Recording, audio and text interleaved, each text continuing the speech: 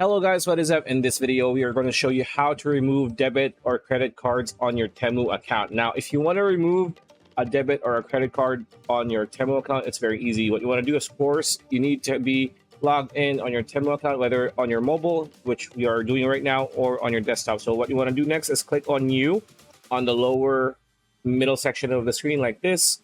And here, this is pretty much your profile. What you want to do is click on this like nut. It's not a screw, it's a nut icon besides the headset on the upper right corner of the screen like this. And this is going to be your settings. Now, what you want to do next is click on your payment methods like so.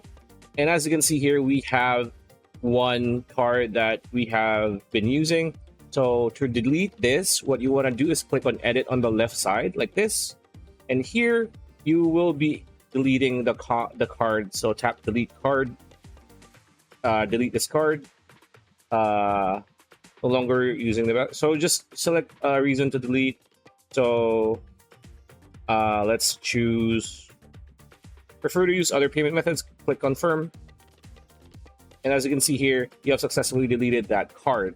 And it's that easy. That's pretty much it. That's a video. Hope you liked it. Like, comment, share, subscribe, ring that bell icon. We'll see you on the next video.